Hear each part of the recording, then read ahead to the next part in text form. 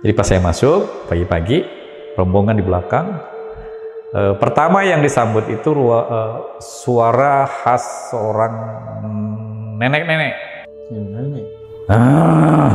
Waktu pertama saya masuk ke sini, merasa terganggu dengan baunya yang baru mungkin di situ. Dan itu bukan kuping saya yang dengar, semuanya dengar.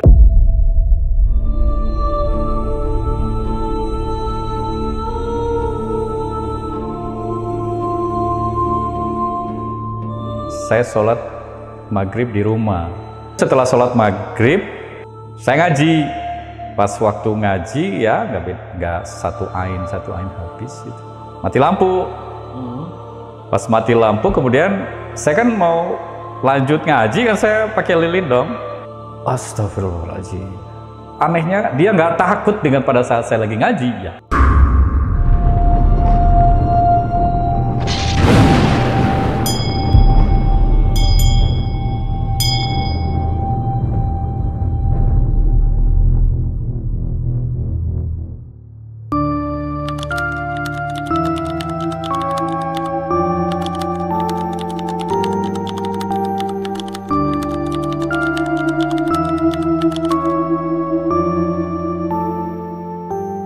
Halo teman-teman, malam ini bakal ada cerita dari seseorang yang tinggal di kontrakan angker yang ada di daerah Kebagusan, Jakarta Selatan. Jadi di sana beliau bersama keluarga nih ngalamin kejadian yang gue bilang gak ngenakin banget. Tapi sebelumnya kenalan dulu sama orangnya. Di sebelah gue udah ada Om Dadang.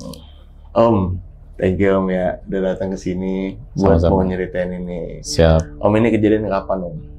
Itu tahun 96. 96. Yes. 96 itu udah lama Om. Saya masih umur 1 tahun. Masih botolnya aku ya. Iya.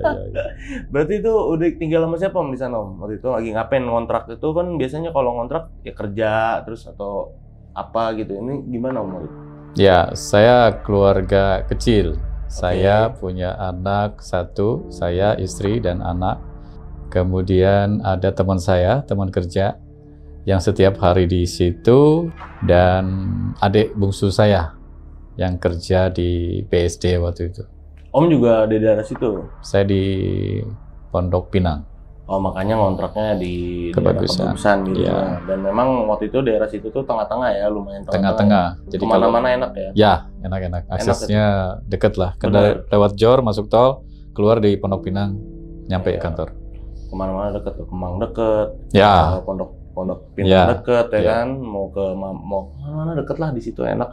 Dan ini kontrakan yang gimana nih Om? Kalau kita tahu kan kontrakan itu kan ada yang kontrakan satu rumah, ada yang memang kontrakan petak nih. Ini kontrakan yang gimana? Ya, petakan. Tapi kamarnya tertutup.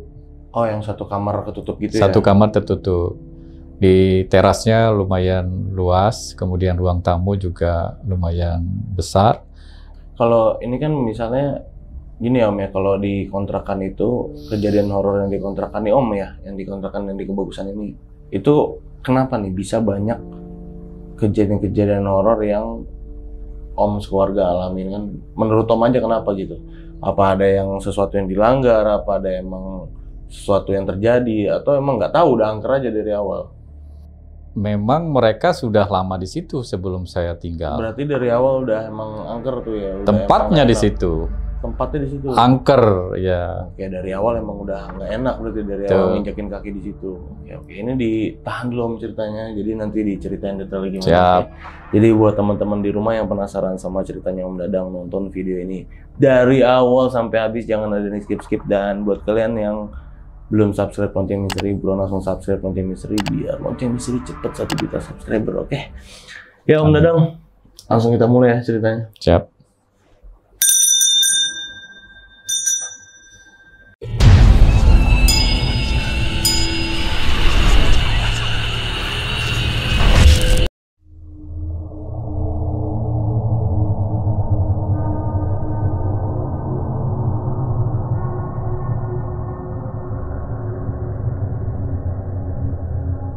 Di tahun 95 ini, di mana pada saat itu saya baru punya anak 1. Sekarang usia saya 57 tahun. Tempat kejadian itu adanya di daerah Pasar Minggu, tepatnya di Jalan Kebagusan. Oke, tahu saya. Kan awal-awal kalau berumah tangga itu mulai dari merintis ya. Saya ngontrak, posisi kontrakan saya itu ada di paling pojok.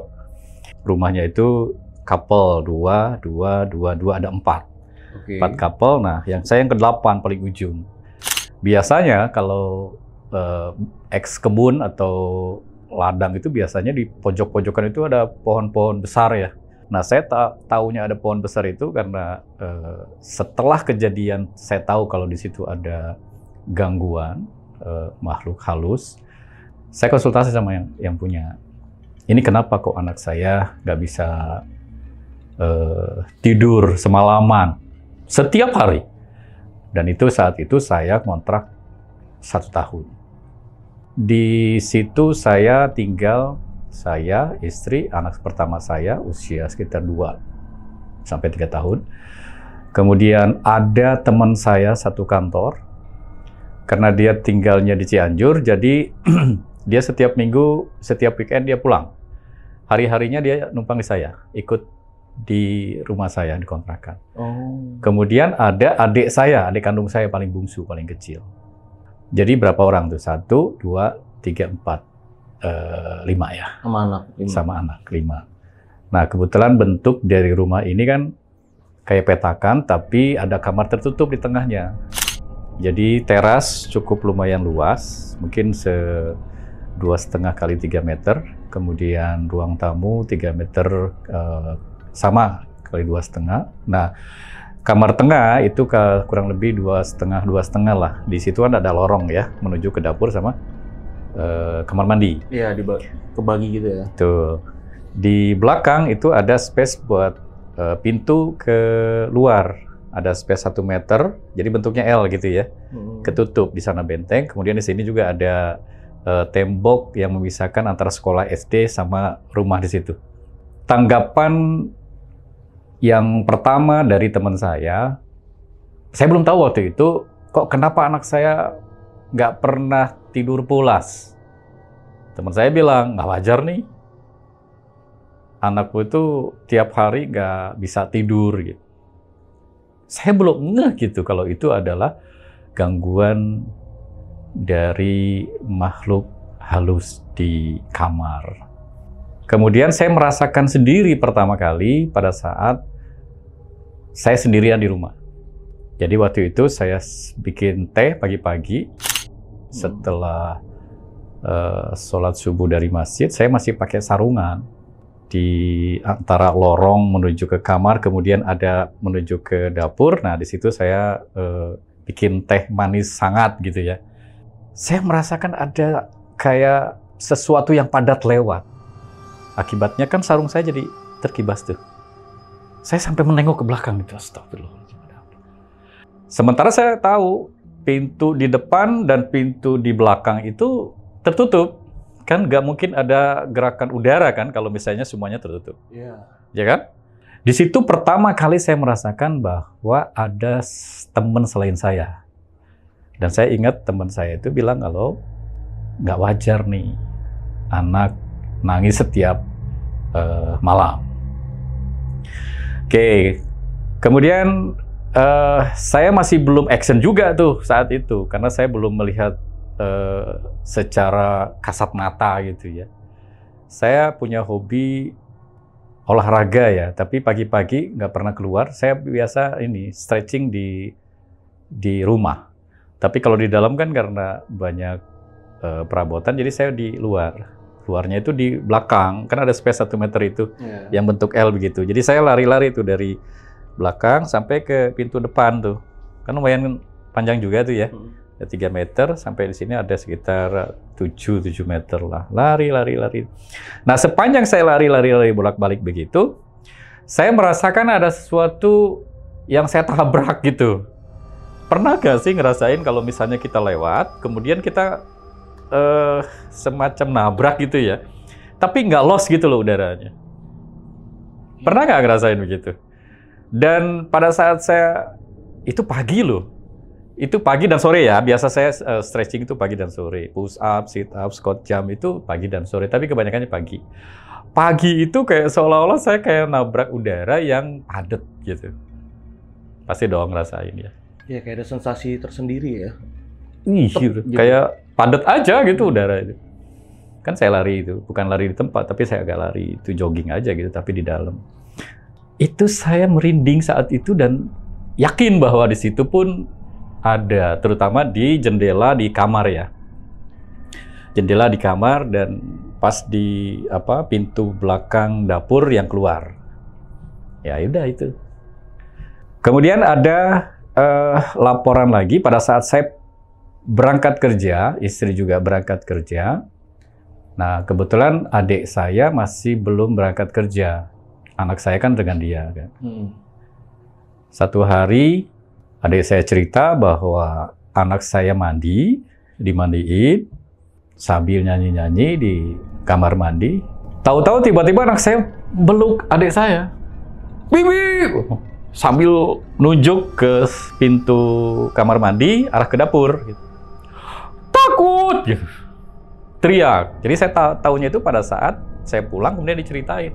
Astagfirullahaladzim, ada apa lagi nih? Nah, di situ baru saya merasakan, oh iya, berarti ini yakin ini ada sesuatu. Akhirnya saya review ya, artinya saya introspeksi. Oh iya, jadi pertama pada saat saya pindah ke situ, saya nggak semacam izin gitu ya. Saya pas masuk itu udah naruh barang aja gitu ya. Naruh. Kan mestinya kan, ya permisi, saya bersih-bersih dulu kan gitu ya. Saya niatkan saya mau pindah ke tempat baru di sini, kemudian saya bersihkan sampai bersih. Minimal ya berdoa gitu ya, syukuran atau apa. Ini enggak waktu itu. Saya ya Allah, saya lupa benar-benar lupa saya. Karena mungkin saat itu saya buru-buru gitu ya, buru-buru ini. Baru bersih-bersihnya setelah semua barang masuk. Nah, kita setting gini. Oke, setelah saya review, kemudian saya besoknya ada laporan lagi.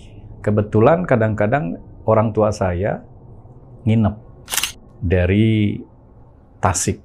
Ibu itu biasa nyapu ruangan. Kebetulan di kamar utama itu selalu menemukan kotoran yang numpuk begitu ya, satu titik di tengah-tengah tempat tidur. Kayak tanah kuburan gitu. Dibersihin, nggak pernah ngomong tuh. Besoknya ada lagi. Berarti nggak wajar dong. Iya kan? Iya. Besoknya dibersihin, besoknya ada lagi. Astagfirullahaladzim, nggak wajar lagi kan. Nah di situ terus berulang, anak saya nangis terus tiap malam. Di lain waktu ada kejadian lagi, teman saya pulang. Karena saya waktu itu pulang pakai motor, beliau pakai mobil Jimny lah. Tahun-tahun segitu kan BMW-nya sekarang gitu ya, atau Mercy-nya sekarang gitu. Anak saya tuh seneng gitu kan ada mobil dong, ya kan. Di depan rumah tuh berhenti. Seneng main setir-setiran. Posisinya kan mentok gitu. Set, ini kan rumah ya, ngadep ke sini, dan di sini tuh ada kebun. Jadi deretan barak kontrakan itu di depannya ada sebidang tanah berupa kebun-kebun. Di pojokannya itu, persis di depan rumah, itu ada pohon pisang, ada pohon jambu, numpuk lah di situ ada. Kan anak saya kalau setir kan sebelah kanan tuh ya, itu kan maunya di situ. Sementara ibunya di jok yang sebelah kiri. Nah, kita lagi ngobrol di teras lah, saya, teman saya, sama adik saya. Tahu-tahu teriak anak saya. Nunjuk ke sebelah kanan kaca di kebun kan, takut, ngeri. Saya belum bisa membayangkan bentuknya seperti apa, tapi anak saya kan belum bisa ngomong jelas ya. Penjelasannya itu belum detail bentuknya kayak apa, cuma dia bisa bilang takut. Ini kan tambah meyakinkan saya kan ya. Wah ini udah memang nggak benar gitu. Akhirnya saya minta tolong tetangga, ada bapak-bapak yang biasalah katanya ya, Nah, malam itu, satu malam nginep di rumah, dia mendeteksi bahwa di tengah itu rumahnya genderuwo. Oke. Fisiknya besar, tinggi, atap rumah itu selututnya dia lah. Itu gambarannya ya. Saya kan belum pernah lihat, cuma karena diomongin seperti itu, kemudian saya kaitkan dengan beberapa kejadian, ya ada masukan dari sini, masukan dari sini, masukan dari sini, saya belum percaya. Tapi saya belum nggak niat juga mau ketemu gitu ya, amit-amit gitu. Kemudian diupayain. Nah dari situ saya konsultasi dong sama yang punya kontrakan. Memang di situ awalnya pohon pohon semacam pohon beringin itu loh ya, kan besar tuh ya. Dan beberapa orang sebelum saya nempatin tempat itu, pertama sakit, yang kedua nggak betah, yang ketiga ya pokoknya nggak pernah lama lah, dan itu bulanan. Kalau saya kan setahun. Jadi saya bilang kalau misalnya keluarga saya juga nggak betah di situ, bisa nggak kalau saya tarik lagi uang kontrakannya, kan gitu ya. Saya berpikir begitu, tapi ternyata orangnya nggak mau. Dan semenjak itu saya, karena memang semua rata-rata nggak betah, ya bolak-balik lah ke rumah mertua. Nah satu saat, nih klimaksnya nih, pada saat saya malam Senin kalau nggak salah itu, jadi Minggu ketemu kan besoknya Senin saya mau kerja. Kebetulan saya sholat maghrib di rumah.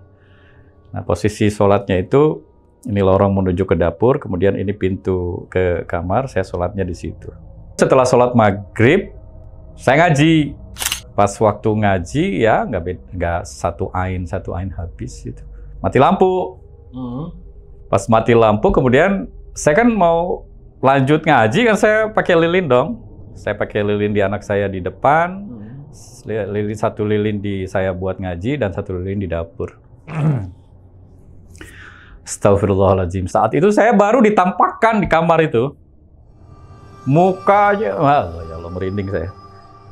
Lidahnya menjulur merah, matanya merah. Dia sampai ada tanduk, dan tangannya itu sampai ini kukunya panjang-panjang begitu. Astagfirullahaladzim. Itu saya anehnya, dia nggak takut dengan pada saat saya lagi ngaji ya. Dia benar-benar menampakkan jongkok di atas tempat tidur. Astagfirullahaladzim, saya sampai kaget mental ke tembok begitu ya, saking kagetnya. Walaupun memang tidak terlalu seterang seperti ini ya, karena cuma pakai lilin ya. Tapi itu jelas di depan muka saya gitu. Sampai saya kaget begitu. Astagfirullahaladzim, ya Allah. Saya lari ke depan. Itu ngeri lah, benar-benar ngeri. Kalau misalnya kita ditampakkan sesuatu yang baru pertama kali itu, waduh ya Allah, lemes banget saya. Alhamdulillah saya nggak pingsan, karena shock melihat sesosok genderuwo pertama kali di situ. Akhirnya saya percaya bahwa dia yang bikin anak saya nggak bisa tidur setiap hari selama 9 bulan. Dan saya percaya ibu bilang kalau setiap pagi beliau membersihkan kotoran, dan besoknya ada lagi. Yang waktu pertama itu beliau nggak bilang kalau ini nggak wajar. Tapi ternyata setelah berturut-turut baru beliau bilang. Nah kemudian saya kaitkan kejadian-kejadian itu, ternyata ditangani lagi sama bapak itu. Yang di depan itu temennya, yang anak saya lihat di mobil malam-malam. Sementara yang di lorong itu, yang saya stretching, itu sama temennya. Jadi tempat kontrakan itu dipenuhi oleh genderuwo yang hampir secara fisik sama persis. Tapi biangnya ini yang di kamar.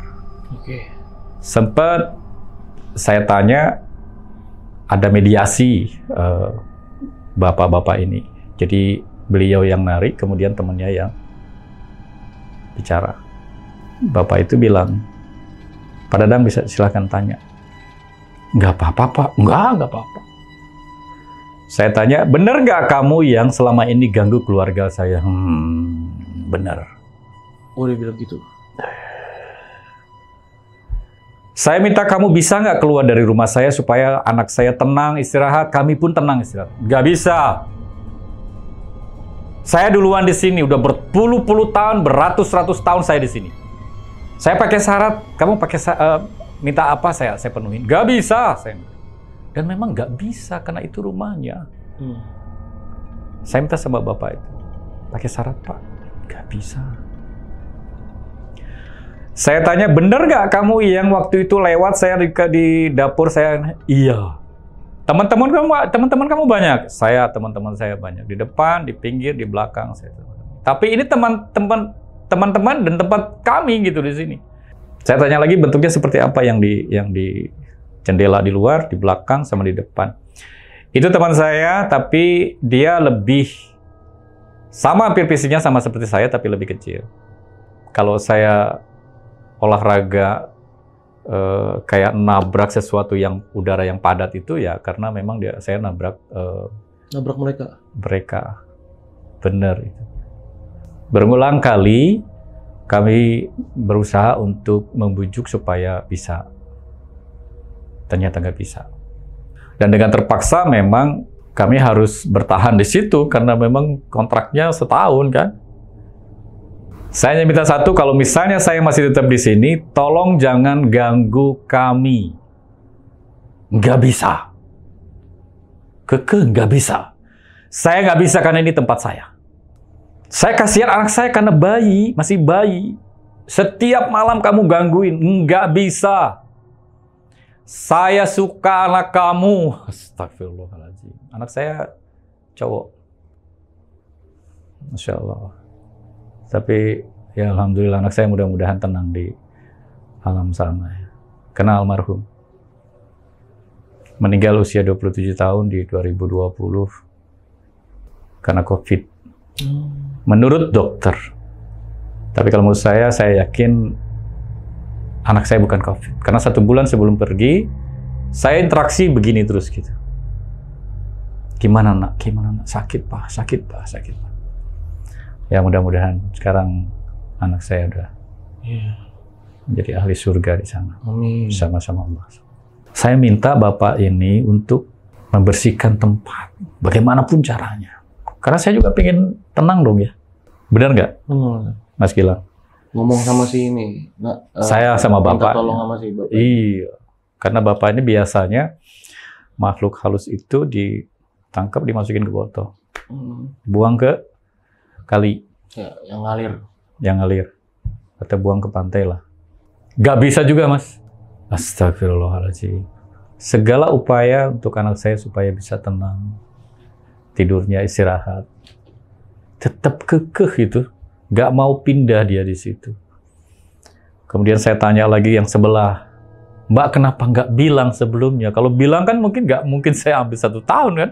Bisa saya ambil bulanan. Iya Pak, mohon maaf. Kemarin sebelum Bapak juga di sini sakit. Sakitnya mungkin karena itu. Sakit keras. Tapi alhamdulillah nggak sampai ini ya.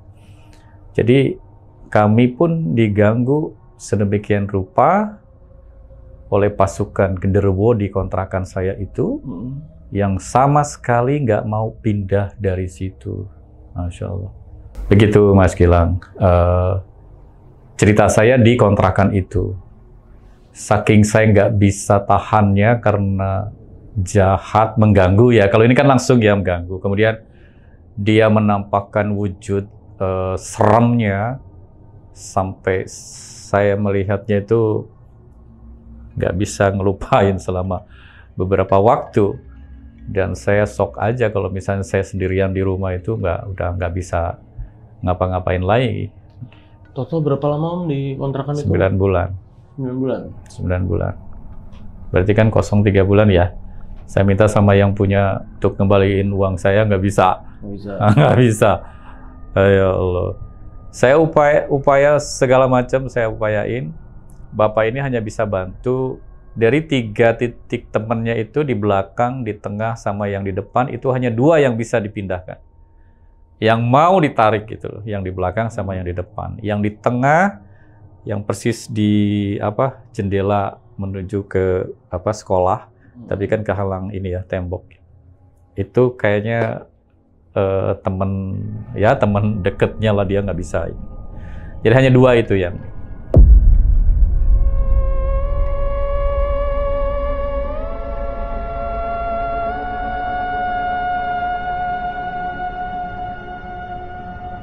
Nah, kemudian saya punya pengalaman lain di tempat yang lain dengan kasus dan case yang sama, Mas Gilang. Kalau boleh saya cerita lagi nih.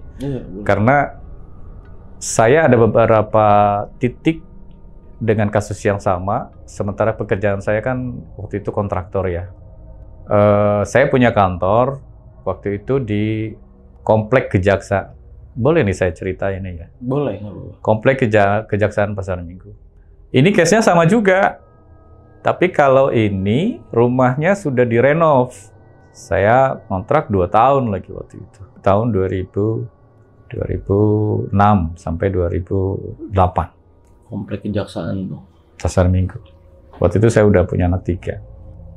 Saat rumah saya di Kebagusan 2, Komplek BKKBN direnovasi, saya pindah ke Kejaksaan. Sambil nunggu renov tuh? Sambil nunggu renovasi. 2 lantai, kurang lebih luasnya sekitar 250 tanahnya. Kalau itu banyak juga. Tapi yang di tengah yang paling ini. Pertama yang dirasain pembantu, dia lagi setrika malam-malam. Saya punya lukisan harimau. Ditaruh di atas, di lantai 2. Lagi setrika malam-malam, laporan dia. Pak, lukisan harimaunya saya kaget. Kenapa? Dia ngedipin saya. Saya ingat, orang tua biasa ngamanatin kita ya, jangan pernah majang gambar atau lukisan, apalagi lukisan yang menyerupai makhluk Allah, makhluk hidup. Kan ada sunahnya juga kan ya. Kalau bisa jangan memajang gambar-gambar yang hidup atau ciptaan. Dan ini jelas, pembantu bilang sampai harimaunya itu matanya berkedip. Dia tinggalkan itu kerjaannya setrikaan itu, langsung tidur dia. Astagfirullahaladzim, ketemu lagi yang begini. Terus yang kedua, saya punya office boy itu nginepnya di situ. Jadi dia kalau siang nganterin anak sekolah, ya, terus kalau pulang, kalau sore kantor tutup, dia nginep di situ. Ini kebetulan berisi nih anak office boy saya. Maksudnya itu dia paham hal-hal seperti itu. Jadi di kantor itu ada TV, dia nonton. Dia belum tahu, belum sadar kalau di sebelah kanan dan sebelah kirinya itu ada yang nemenin nonton. Terus dia nengok kanan, genderuwo. Dia lihat ke kiri, genderuwo. Dia kaget, dia teriak. Walaupun dia berani, dia punya sesuatu lah ya yang dia bisa ngelihat begitu. Tapi dia sempat kaget juga. Pastilah. Pasti. Karena kan sesuatu yang jarang kita lihat, yang seremnya minta ampun, walaupun memang nggak terlalu besar seperti yang cerita saya yang pertama. Ini genderuwo dua-duanya itu lari ke atas. Mungkin nemuin biangnya kali ya, di atas kan biangnya. Dikejar sama dia. Dikejar sama Yono namanya. Office boy saya namanya Yono. Dia kan di atas meja nih, dia maksudnya bisa nengok ke bawah juga. Dia nengok ke atas, siapa lu? Maaf ya saya panggil lu. Siapa kamu gitu. Dikejar saya dulu, kejar ke atas. Kalau kita gimana tuh kalau nemu begitu? Bukannya dikejar ya, lari kalau ada. Saya aja lari waktu di kamar itu ya tuh, waktu mati lampu ya. Dia cerita besoknya kalau saya nguber genderuwo, tapi masih anak-anak. Yang di atasnya dia belum cerita. Yang justru yang cerita yang kedip mata si harimau itu adalah pembantu. Sama kasusnya, kalau ini anak saya yang paling kecil, dia usia waktu 3 tahun, sama persis seperti kejadian waktu anak saya yang pertama di kamar mandi, dimandiin sama adik. Kalau ini kan dimandiin sama pembantu, sama case-nya, sama kasusnya, dia nunjuk serem. Anak saya yang paling kecil. Sekarang lagi kuliah nih, udah 21 tahun. Ini genderuwonya gede, hampir gede. Gede, maksudnya hampir sama dengan yang di cerita saya yang pertama. Itu mengganggu sekali, beberapa kali pembantu saya di atas diganggu lagi. Office boy yang suka ngantar anak-anak saya juga diganggu lagi. Saya juga penasaran ini kok terulang lagi cerita kayak begini. Oh ya, waktu pertama itu kan saya pakai buat tinggal ya. Setelah renovasi jadi, kemudian saya pindah. Nah, kemudian jadi kantor kan ya. Pada saat saya tinggal, saya merasa ada beberapa titik dan tempat yang saya merasakan ada lain gitu. Pertama di ruang gudang di bawah bukan jembatan, apa namanya, tangga.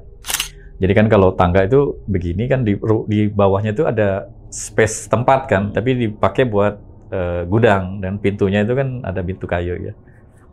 Saya kadang-kadang suka penasaran gitu, apa sih sebenarnya, di mana sih sebenarnya. Dan itu saya rasakan hawanya itu beda gitu ya dengan tempat-tempat yang clean, yang clear di ruang tamu, di kamar utama. Kalau di situ beda, hawanya beda. Di bawah, kemudian di tangga, sampai di selasar yang di atas yang mezanin itu. Itu tempat bolak-baliknya dia. Jadi kalau saya nongol di gudang di bawah ini itu, terasa banget di situ beratnya udaranya. Sampai saya merinding-merinding. Tapi alhamdulillah di tempat itu saya nggak pernah ngelihat. Cuma anak keganggu, pembantu, office boy, orang tua saya juga beberapa kali sebenarnya cuma nggak cerita. Oh, dia nggak cerita? Nggak cerita. Cuma ceritanya itu gini, sepintas. Di rumah, di kamar anak-anak, mama biasa ngelihat anak-anak itu ya, itu yang ditemuin sama si office boy yang dia lihat kanan kiri itu. Dia nyebutnya anak-anak? Anak-anak. Karena memang masih kecil, cuma bentuknya memang genderuwo. Wujudnya maksudnya genderuwo. Nah, kemudian yang ketiga, Mas Gilang, saya merenovasi rumah. Lokasinya di Jalan Cibubur itu. Rumah susun Cibubur? Iya, apartemen Cibubur itu. Apartemen? Iya, apartemen apa namanya itu? Apa ya namanya? Iya, ada yang di situ kan? Okay. Yang di pertigaan ya? Ya, yang pertigaan. Nah, sebelumnya itu kan Radar Auri kan? Radar Auri. Nah, Radar Auri. Jalan Radar Auri. Saya nggak perlu nyebut kompleknya ya. Nggak usah. Oke, tapi clue-nya saya kasih tahu, di situ ada lapangan tenis di depannya, ada pos, ada lapangan tenis di sebelah kanan. Saya kebetulan saya mau renov. Ownernya seorang single factor, ibu-ibu, kemudian dia nikah dengan pilot, dia tinggal di rumah pilotnya, ditinggalin lah itu rumahnya kosong. Dia mau renovasi. Nah, saya hubungan dengan penunggu di situ, mas-mas yang tinggalnya di sebelah rumah itu. Sebelumnya staf saya sudah minta untuk survei, tapi kebetulan waktu itu setelahnya baru saya mau untuk datang di situ, survei lah. Gitu. Masnya yang nunggu nggak bilang kalau di situ ada sesuatu lah. Nah, pertama saya datang ke situ, pas masuk ada dua muka dia, karena adanya di hub. Di sini ini jalan, jadi di pinggir juga bisa. Di sini ada carport, kemudian ini panjang. Nah, di sini juga ada carport. Nah, saya masuknya lewat sini. Kemudian di ruang belakang itu ruang kerja, dan di situ ada harimau yang diawetkan ya, lumayan tinggi loh. Kayak patung, tapi itu harimau beneran ya? Yes. Kan kayak patung gitu kan? Beneran, bukan patung. Ya bentuknya kayak patung tapi diawetin. Kan? Harimau beneran mati dan diawetkan. Gitu. Jadi pas saya masuk pagi-pagi, rombongan di belakang. Pertama yang disambut itu suara khas seorang nenek-nenek. Saya nggak bisa bilang ini kuntilanak atau apa, tapi wujudnya nenek-nenek. Rambut panjang, pakai daster putih. Interaksi pertama dengan saya, karena masih pagi-pagi, saya masih wangi dong. Ya, parfum, habis mandi, pakai parfum, masuk tuh. Staf saya sama si masnya ya. Waktu pertama saya masuk ke situ, merasa terganggu dengan baunya yang baru mungkin situ. Dan itu bukan kuping saya yang dengar, semuanya dengar. Astagfirullahaladzim. Nah, setelah itu si masnya bilang, Pak, Biasa di sini selalu di pojokan sana itu ada nenek-nenek yang suka cuci piring. Tapi nggak pernah nampakin muka. Alhamdulillahnya nggak pernah menampakkan wajahnya sehingga bentuk dan keseramannya nggak terlalu ini. Nah kemudian di tengah itu sama anak-anak kecil juga, tapi nggak kelihatan kalau itu genderuwo. Nah, yang di ruangan yang tertutup sempat dibuka, kemudian saya minta izin masuk. Itu pun penunggu yang utama di situ. Om ketemu. Saya ini kan nggak setiap hari ya di situ ya. Yeah.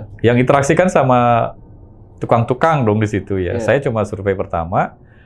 Kemudian beberapa hari setelah mulai pekerjaan, nah baru saya datang lagi. Karena hari pertama kan saya survei nggak kelihatan kan, nggak bisa masuk kan saya ke ruangan itu. Dan setelahnya itu baru saya bisa masuk di situ. Sore-sore dia menampakkan diri pas menjelang maghrib lah. Pas masuk ke situ itu, tapi kalau itu nggak nampakin langsung seperti yang waktu cerita pertama. Jadi punggungnya dia ngadep ke sana gitu. Tinggi gede, Mas. Untungnya mukanya nggak kelihatan sama saya. Jadi ini genderuwo lagi, nenek-nenek sama anak-anak. Kalau yang kedua itu genderuwo yang paling atas, kecil, sama teman-temannya lah yang di sekitaran tangga itu. Yang pertama yang lebih serem banget. Tapi untuk kejadian yang di kontrakan itu, yang di Kebagusan, sampai sekarang masih ada nggak sih Om kontrakan? Saya sering lewat situ, tapi nggak pernah nengok ke ini ya. Yang jelas sih yang punya... Kebagusan 1, Kebagusan 2, 1. Kalau itu rumah, Kebagusan 2. Enggak, yang pertama itu yang kontrakan. Jadi gini, antara yang di depan, Jati Padang dan Kebagusan, itu dulunya satu jalan. Oke. Sekarang kan dipotong sama ini, tol Jor. Iya. Jakarta Outung Ring Road. Iya. Nah, akhirnya kan begini kan jadinya, muter di Tanjung Barat tuh, di bawah, set, Iya benar. baru masuk Kebagusan. Ya kan? Ada puskesmas, Kebagusan 1, Oh, itu ke situ. Kebagusan 2. Daerah situ. Daerah saya. Kebagusan 2 masuk, kan gelanggang tuh di situ, Ragunan. Masuk kiri ada komplek BKKBN. Nah, itu rumah saya di situ. Nomor D3 masih ada itu. Maju lagi, Gang Bakso, Kebagusan 3. Nah, kantor saya di situ. Yang sekarang jadi Kimia Farma. Iya. Ini udah semua berarti udah diceritain semua, dari yang kontrakan, terus pindah ke Pasar Minggu. Sudah. Sama yang terakhir lagi renov rumah Om ya? Yes. Ya, itu udah semua. Rumah yang sekarang belum. Rumah sekarang belum. Nanti next nih berarti rumah pocong kanadenan. Pocong kan hantunya? So. Bukan genderuwo lagi nih? Bukan. Yo, udah ganti. Tapi kalau genderuwo kan di kebunnya. Iya. Itu. Oke. Saya di... Nanti ceritain lagi Om ya. Siap. Om. Dan ini thank you banget Om udah nyeritain ini sama teman-teman di rumah dan sama saya juga. Makasih banget ya. Pokoknya sehat selalu Om, lancar terus urusan urusannya ya. Amin. Amin. Dan buat yang udah nonton nih, yang udah nonton video ini dari awal sampai habis, gimana pendapat kalian? Tulis di kolom komentar. Kalau kalian suka sama video ini, jangan lupa di like videonya, dan buat yang mau cerita datang langsung ke sini, itu caranya gampang banget. Kalian bisa klik link di deskripsi di bawah video ini, itu gampang banget, langsung nyambung ke WA kita. Ya, di akhir video ini gue Gilang izin pamit, Om Dadan juga izin pamit. Wassalamualaikum warahmatullahi wabarakatuh.